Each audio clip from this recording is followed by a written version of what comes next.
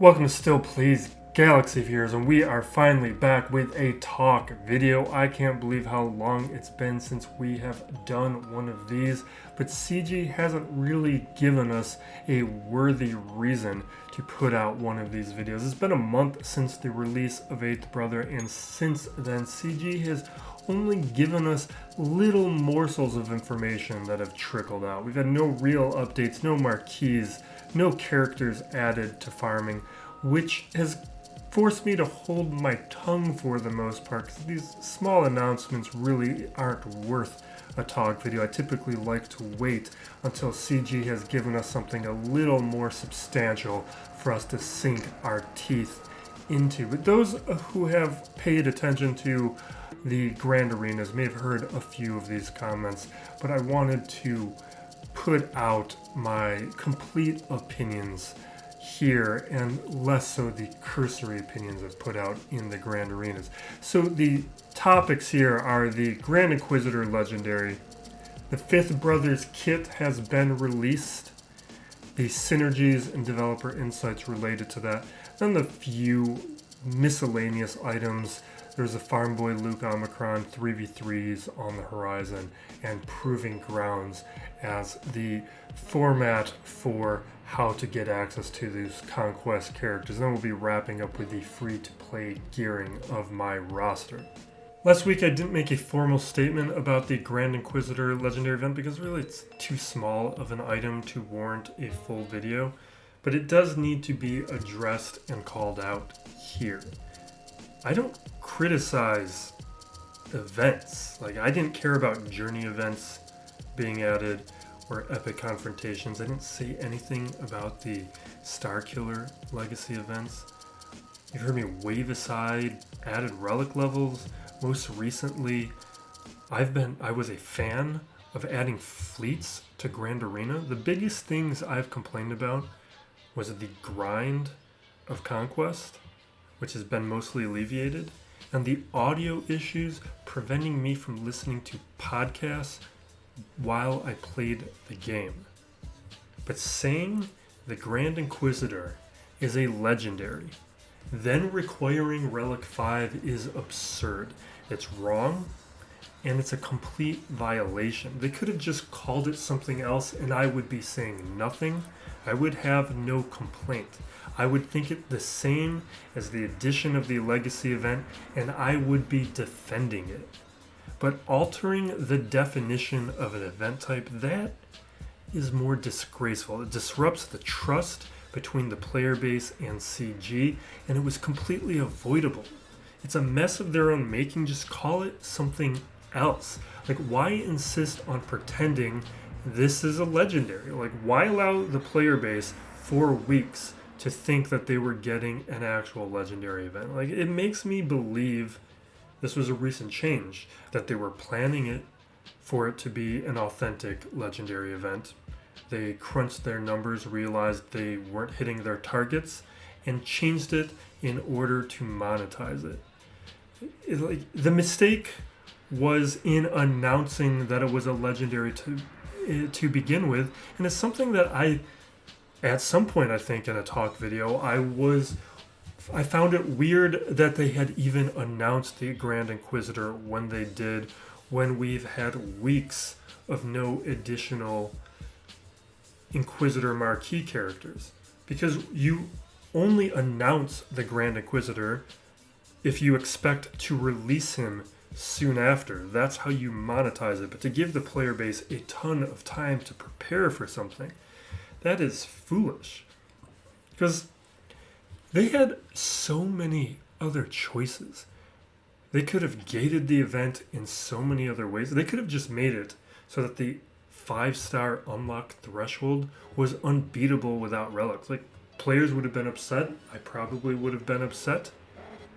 But I would have found a way to rationalize it. They could make the power level of the Grand Inquisitor not useful until he's 7 stars. There's plenty of characters that are like that. Like General Grievous is like that. They could make it where if he's not Gear 12 or relics, that you just don't use the squad. That is completely possible. To say that because of power creep, that a 5-star character needs to be Relic 5, that is nonsensical. Because there are plenty of characters who have limited utility without relics. Grand Inquisitor just would have been another one of those characters. And while I have all of those complaints, there are different issues and solutions, and that all explains my frustration. There is one other major issue with these kinds of events, especially gating them based on relic level. They're not fun. And they're not fun by design, because when you demand that your players have to have Relic 3 or Relic 5 to unlock a character, you can't then make it that a player needs Relic 7 to actually beat the event. The event has to be beatable by whatever relic level that you are asking them to achieve. And what that results in is a boring event. Like, if you've played the Star Killer event, it is boring. You will beat every tier in your first attempt. It's simple, and that's how the Galactic Legend events have been. You go through this journey to get all of these requirements built up, that all culminates in this event that is boring. It was fun to play the Chewbacca event, the C-3PO event, the CLS event, the Malik event. Those were fun events. You can do different things to gate events at these lower levels that allow players to work as a community, to come together to find solutions to beat them. Like, if you were playing the game during the release of Malik or General Anakin Skywalker, like, those were fun events within the game because everyone was coming together, playing these events, trying to find a way to solve them. And that's been gone for years as we've shifted to this new mode of releasing characters. And it's something that CG needs to find a solution to. Find a way to make events fun again, where the work of getting a character results in getting access to something players want to play. And the part of the frustration of this Grand Inquisitor event is realizing that we are not getting that. It's the loss of that possibility of knowing that we are going to be getting a legendary event that isn't going to be the community coming together to solve a puzzle. Moving on to some happier news, and the kit reveal of the fifth brother is happy news because this is finally the piece that is going to give us a usable Inquisitorious faction. And we will break down this kit the way that we do here, just focusing in on the key terms and functionality so that we can speculate on what is going on here. So the basic I shall go alone, special damage on the target. If they're debuffed, inflict a purge stack. If the enemy is a Jedi, inflict another purge stack. Also inflict tenacity down, can't be resisted. Now, like with the eighth brother, this basics power is going to come more from counters and assists. It's not designed in the same way as the second sister, ninth, or seventh sisters, where you wanted to not use the specials and you wanted to use the basics. The eighth brother and the fifth brother, they're a little different, where you are going to want to use the specials, and the basics, they're going to be more applied through counters and assists. The other aspect here that is notable is the inflicting tenacity down. That is going to be more important for the rest of the kit, because when it comes to Jedi, they can't resist anyway for a lot of the Inquisitors. So giving tenacity down doesn't have a lot of functionality unless you are going up against characters who are not Jedi. So this first special here, the kill is mine. This special gives us an AoE ability that dispels inflicts defense down, hits them with special damage, inflicts a stack of purge, and if the target had purge already, they're going to get exposed. All allies will gain potency up, and that is some functionality that is notable because if it's a Jedi character, who cares about potency up? The Inquisitors, their abilities are going to be unresistible in almost all cases up against Jedi, so that doesn't matter. But when the intended use is considered of Jedi-led non-Jedi characters, the potency up and the tenacity down gain a lot more utility. The other context here to consider is the 8th brother also has an AoE ability that inflicts purge. So with the 8th and 5th brother, you're going to have two abilities that are going to ramp up the stacks of purge on the entire field very quickly. But even though it may be tempting to use this ability right away, the second special, Shrouded in Darkness, may actually be the better ability to use first, because this is special damage to the target, inflict vulnerable. For each stack of purge on the target, all allies are going to gain protection up.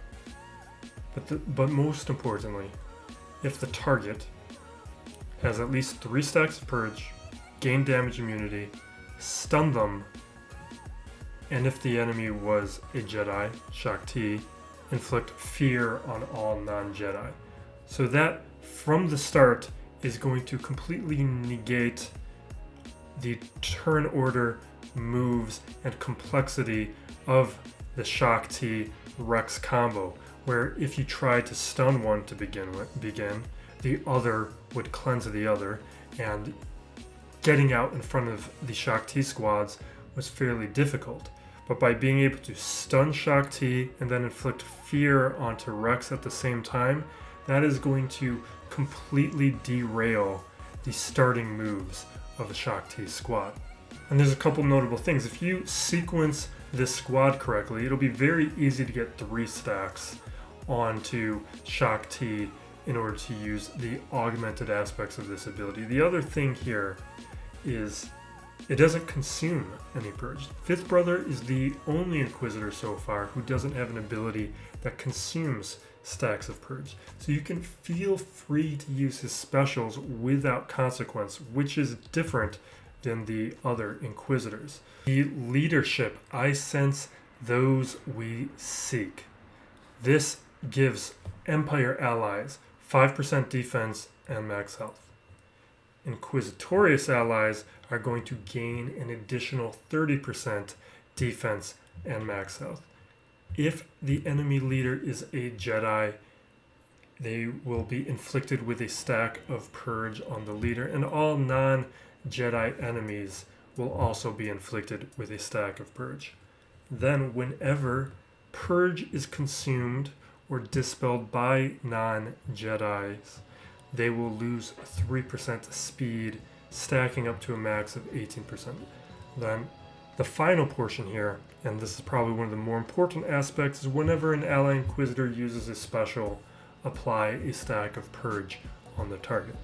This is a great leadership, and I think it is going to be the leadership that will be most used, and the one that I expect I will be using until I have the Grand Inquisitor unlocked.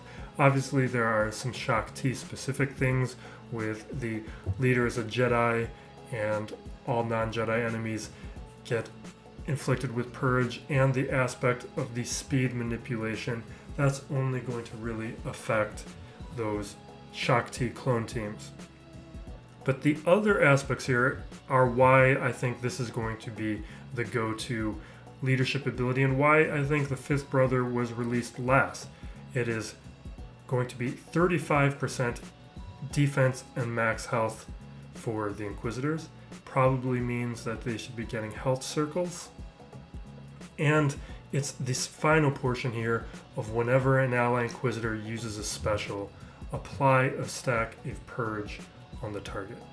Now, there's one aspect here that I think we need to see it live in action before we completely know how it's used, because the question I have is the inflict purge post using the ability or pre using the ability, because if it's one of those abilities consuming a bunch of stacks of purge,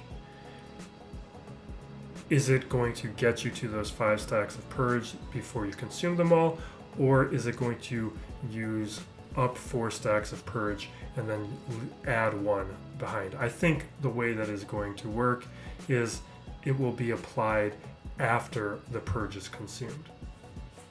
So what that could potentially mean, if the enemy has 6 stacks of purge on them, which is the max stacks of purge, after you use an ability that consumes 5 stacks of purge, they will be left with 2 stacks of purge at the end of the turn.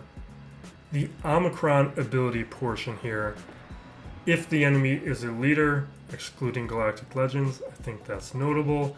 Jedi leader abilities that grant bonus speed to non-Jedi allies additionally remove 70 speed, and whenever a non-Jedi enemy grants retribution, dispel retribution and instead inflict expose.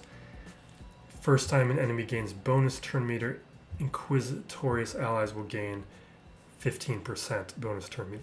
So I think this is making sure that it also doesn't affect Jedi Master Kenobi teams, because that is really the only other team that I can think of in the moment that is going to have a Jedi lead with non-Jedi allies. But I don't really think this is all that relevant until we see what the Grand Inquisitor's abilities are, because I am a believer in the speculation that the Grand Inquisitor is going to activate all of these Omicrons in some capacity. Otherwise, why have them all? Why make the Omicron abilities these leadership abilities, where ultimately, if they were like other leadership abilities, you'd only need to apply 1, because you'd only be using your Inquisitorious in a single way, typically.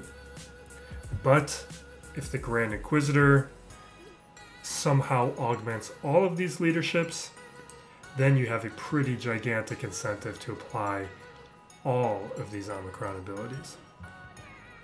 So I think we need to wait, see what happens with the Grand Inquisitor before even thinking about any of these leaderships. Finally, the unique, a new target. This is a great unique. This is a unique of that Veers quality, where it's essentially a second leadership. So if all allies are Inquisitorious, 5th Brother has 100% counter chance. Recover 5% health and protection whenever an enemy attacks out of turn. If the enemy leader is a Jedi, whenever a non-Jedi enemy gains bonus turn meter, inflict provoked, and whenever a Jedi uses a basic ability during their turn, they are inflicted with breach. So there's a lot here. That counter chance is going to be super annoying. Teams like Clones and Jedi, who have a ton of assists and counters, are going to add a lot of survivability to the 5th Brother. Non-Jedis will get provoked, which will functionally give counter chance to the rest of the Inquisitor squad. And the breach mechanic that will reduce speed and defense, making all of the Jedi less of a threat. So this is a really nice, powerful unique that is going to improve the entire faction a lot. It's a nice ability. As we break down the insights post, what I've been starting out with lately is speculating on the synergies. And with these synergies, obviously there isn't much to speculate on. We have a full squad. What I do think worth discussing is who the odd character out is when the Grand Inquisitor gets unlocked. And it's something I talked about during the 8th Brother talk video, because at that point it was becoming pretty clear that the second sister had the least amount of synergy, and now that we have the 5th Brother, that's pretty much confirmed. Second sister is offering the least amount to the other Inquisitors, where the rest of them, there's at least a limited amount of synergy that they benefit from being around each other. Not the case with the second sister. Unfortunately, because she's the one with the ship, it's going to be important to gear her regardless, which was So there's no way to avoid gearing a character. The other aspect here is, I think, the fifth brother, as I was saying throughout the post, is probably pretty clearly going to be the functional leader of this faction until the Grand Inquisitor is unlocked. With the rest of this post, there's not too much in here. Being very clear and explicit that Shaak Ti is the intended use of this character. The only aspect there really worth discussing is in Grand Arena. I haven't been seeing Shaak Ti all that often these days. That might be a function of being in Kyber 2. Players in lower divisions may see Shaak Ti a bit more, but that's not. It's a counter that I'm wondering how much use I'm actually going to be using Fifth Brother in that intended functionality. I think it's pretty clear he's not going to be great against Jedi Master Luke, which means the only other Jedi context to really be considering are going to be Qui-Gon Jinn teams, which is going to be interesting. And then there are sometimes Jedi Knight Revan teams worth looking at. I think the added health and defense might make him semi-survivable up against Qui-Gon teams, but it might be very gear dependent, where lower gear teams that I like to find utility out of, I don't know if we're going to see them really function up against a Relic 7 Jedi Knight Anakin AoE. Maybe, but I'm not really seeing it. It will be something that I will test out in embarrassing fashion, though. Or, I'm sure Arnold can't even do it, because it's a Grand Arena one, so we all have to wait until Grand Arena before there can be any testing about Qui-Gon. The other aspect here that does need to be addressed is they have this portion here, what else are Inquisitors going to be required for, and then they say in the coming weeks and months, Galactic Challenges, Assault Battle. That is actually great news, the Assault Battle, because that's been getting a little stale. And then Conquest Feats. What I really want to highlight here, because what I've been doing a lot lately is been doing roster reviews. That's been something that has been open and I've been offering to anyone who is subscribed to the channel. So, until I hit 1,000 subscribers. So that window is still open for the time being. If you haven't already received a roster review, is subscribe, head over to the Discord, and give me your ally code, and I will, within a couple days, or depending on how long the line is, do a roster review. But within those roster reviews, one of the common themes of advice that I've been giving is, now with Galactic Challenges, you need to make sure that you're getting all the Omicrons that you can, because they are the best and most reliable way at this point to be getting regular Omicrons. Other than Conquest, they're really the only way. You can't count on those Cantina drops. But what we've seen now are Jawas, Mandalorians, and these clone Galactic Challenges that really benefit more from having the Bad Batch, where if you just even had level 50 characters, gear, whatever you can afford, that gives you a few tiers of feats. Like 3 or 4 tiers of feats at that level. And that might be the difference between 0 and 1 Omicron, or it might be the difference between 0 and 2, or 1 and 2 Omicrons. And that is all very much worth it. Where these characters that a lot of players just ignored, you should throw on some resources. You shouldn't just leave them at level 1 because you can't afford to work on them right now. Like level 50, increase your mod inventory by adding on mods. That'll give you more space in general.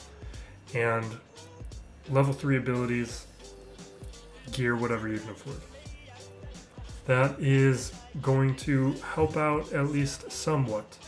And the assault battles, that's enough for a tier or 2, and then you can increase and go from there for whatever you can afford. We're going to transition over to the miscellaneous portion of this video, where I just want to do a couple quick hits on some of the other things that are going on that I haven't addressed, but I want to say at least a couple things. One, this Proving Grounds event, I think it's great. It's basically galactic bounties from what it sounds like that needs Relic 3. I think it's good to be gating these characters to reward players who put in the time and effort in Conquest to get these hard unlocks. These are really high quality characters, so it creates a gate that will slow down other players from getting those Mauls or Sign of Django's, but CG needs to make Sign of Django worthy, because so far he's not. It's something where I think it will motivate newer players to get Relic 3 right away. These are not farms you're going to want to be slow about because of how long they're going to take. They will take a long time. You're going to want to start on them sooner than later.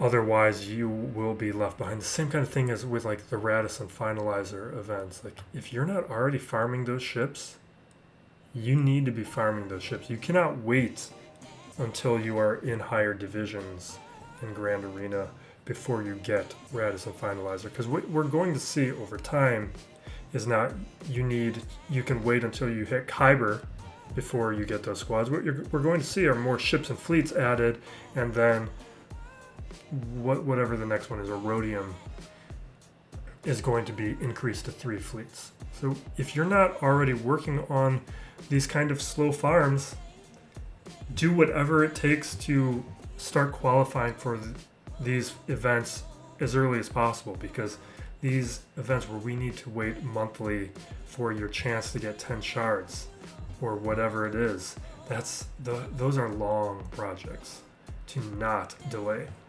Other stuff, Farm Boy Luke had a Omicron announcement that sounds like it had some unintended uses, so I'm not going to address it until they fix it or say anything more about it. The May event calendar was released. Really the only notable thing here is L3. L3, it probably says something about scoundrel ships, or scoundrels in general is kind of a weird character choice for Book of Boba Fett stuff though, but we're kind of at that point. And then we do have Grand Arena 3v3. I wouldn't even be saying anything about that except it's a game mode that gets a lot of hate from the community, and I don't share in it. Like, everything in this game is basically 5v5, giving us one series of events that challenges us to think about things differently. I think is good. It does require a little bit more and different types of preparation. I just would like to go to a pattern of 2 5v5s followed by 1 3v3. We had that for a period, and then at some point it turned into every other 5v5, then 3v3, before 3v3s were broken by Sith Eternal Emperor. I don't like the every other 3v3, but 2-to-1, I think that is a good ratio where it still feels fresh enough but not overburdensome. And now to wrap up, as we typically do, with the free-to-play gearing of my roster. This is the gearing we did on April 11th that we're only now getting to because of how little CG has given us to talk about this month. This is the gearing that led up to qualifying for the Star Killer Legacy event. I might skip ahead in this video because the increasing of relic levels is a little stale, but we apply the final relics and then increase the relic levels on these characters. I had only used a couple of them in Grand Arena. I wanted to give the impression to my opponents that these squads were weaker than they were when they were going up against them, which is why I did not put the relic levels on some of them. I didn't want them to bring in too good of teams. If they saw, for instance, the Kyle Katarn relic on my Mon Mothma squad, they might be a little bit more careful. And then, as I said earlier in this video, the Legacy event was pretty disappointing. It was, you basically just walked right through it. If it wasn't for BlueStacks crashing on me, during the final tier of the event, all of it would have been one shot. I think we're going to just jump ahead here. No one needs to see the addition of relic levels, but yes. We unlock Starkiller. That was the big accomplishment. And then we return to the gearing. Added the ultimate to JMK that same period.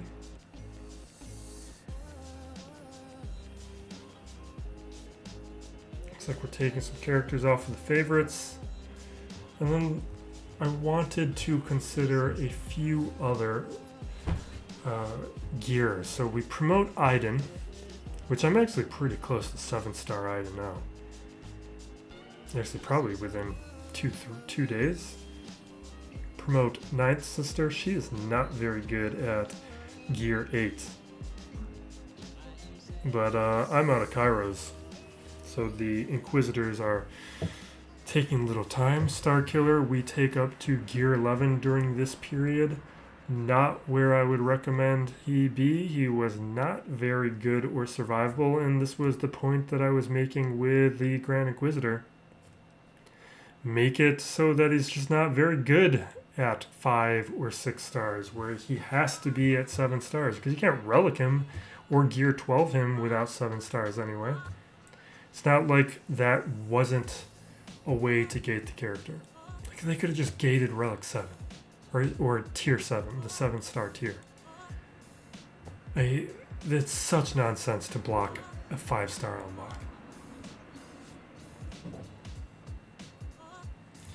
So we add on all the Zetas. I think it might only be one Zeta. We put on one Omicron, not that one. Oh, we already put on the Omicron. The other stuff I do off screen.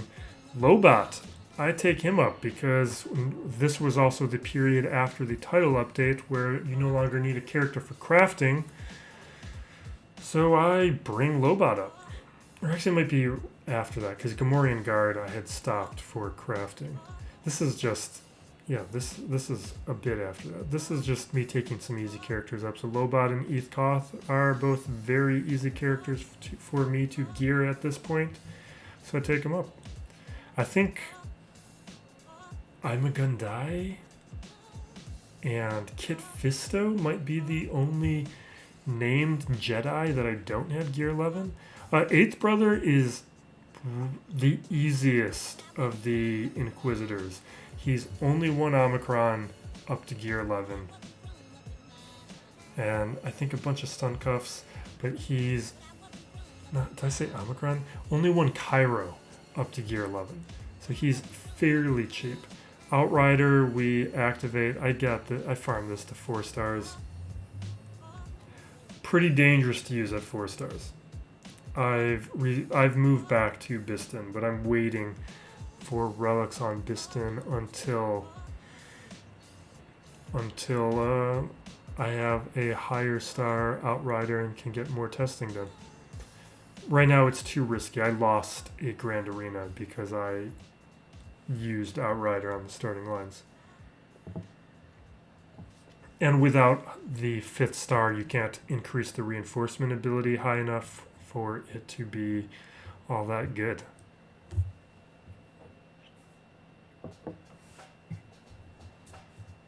Let's skip ahead. Nobody needs to see this portion.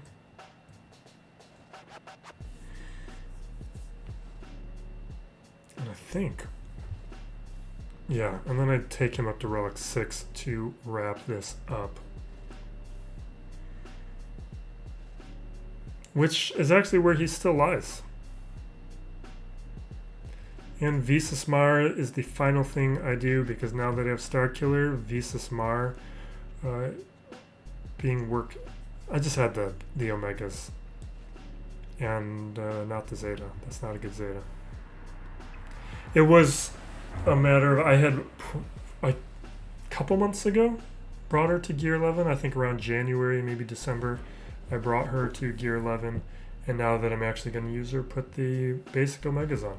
And then we will wrap it up there, and with May the 4th coming in just about a week, hopefully we will be seeing a lot more from CG than we have in the past month. But I am very much looking forward to Fifth Brother becoming active in the game, and maybe I'll do some sort of talking about the gearing, because right now the gearing is pretty bad on the Inquisitors, but they will likely be better to Gear 11 in regards to Kairos, but worse in regards to Carbantes and stun guns. So it's something to take a look at. Thank you for watching. Be safe out there, everyone. And as always, be excellent to each other. This is Still Plays Galaxy of Heroes.